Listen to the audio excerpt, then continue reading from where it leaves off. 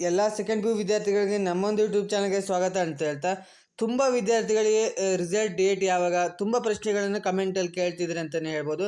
So ಅದ್ರ ಬಗ್ಗೆ ಈ ಒಂದು ವಿಡಿಯೋದಲ್ಲಿ ಕಂಪ್ಲೀಟಾಗಿ ಡಿಸ್ಕಸ್ ಮಾಡ್ತಗೋಣ. Second P U result date ಯಾವಾಗ, ಮತ್ತು ಎಕ್ಸಾಮ್ 2 ಯಾವಾಗ ಆರಂಭ ಆಗುತ್ತೆ, ಮತ್ತು ನೆಕ್ಸ್ಟ್ ಕ್ವಶನ್ ಹೇಗೆ ಚೆಕ್ ಮಾಡೋದು ರಿಸಲ್ಟು ಅನ್ನೋದು ತುಂಬ ಜನ ಕೇಳ್ತಿದ್ರಿ.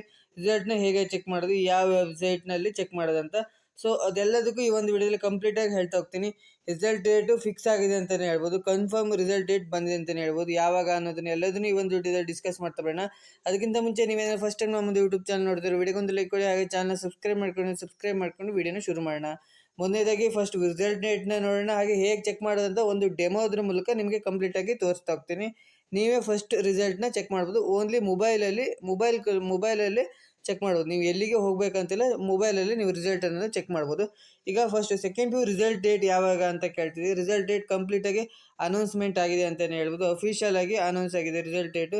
ರಿಸಲ್ಟ್ ಡೇಟ್ ಬಂದುಬಿಟ್ಟು April 7ಗೆ ರಿಸಲ್ಟ್ ಫಿಕ್ಸ್ ಆಗಿದೆ ಅಂತ ಕೇಳ್ತೀವಿ. 100% April 7ಗೆ ರಿಸಲ್ಟ್ ಬರೋ ಚಾನ್ಸಸ್ ಇದೆ ಅಂತಲೇ ಹೇಳ್ಬೋದು. ಅಫಿಷಿಯಲ್ ಆಗಿ ಕೂಡ ಅನೌನ್ಸ್ಮೆಂಟ್ ಆಗಿದೆ. ರಿಸಲ್ಟ್ ಡೇಟ್ April 7ಗೆ ರಿಸಲ್ಟ್ ಬರುತ್ತೆ.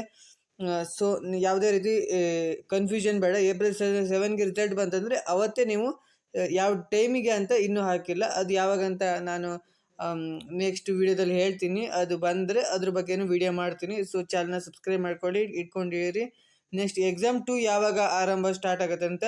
ಎಕ್ಸಾಮ್ 2ಗೂ ಟೈಮ್ ಟೇಬಲ್ ಕೂಡ ಬಂದಿದೆ. April 25ಗೆ ಎಕ್ಸಾಮ್ 2 ಅನ್ನೋದು ಸ್ಟಾರ್ಟ್ ಆಗುತ್ತೆ, ಕನ್ಫರ್ಮ್ ಆಗಿದೆ ಅಂತಲೇ ಹೇಳ್ಬೋದು. ಎಕ್ಸಾಮ್ 2 ಅನ್ನೋದು April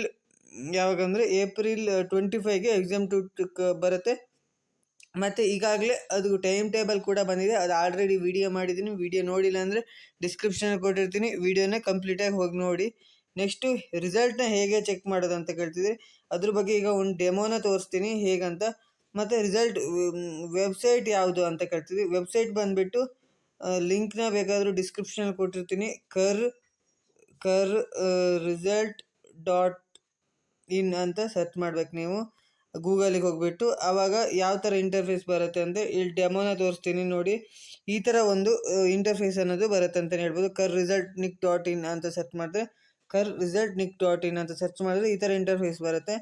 ಆವಾಗ ನೀವು ಏನು ಮಾಡಬೇಕಂದ್ರೆ, ಇಲ್ಲಿ 2025 ದ್ವಿತೀಯ PUC ಪರೀಕ್ಷೆ ಅಂತ ಇರುತ್ತೆ.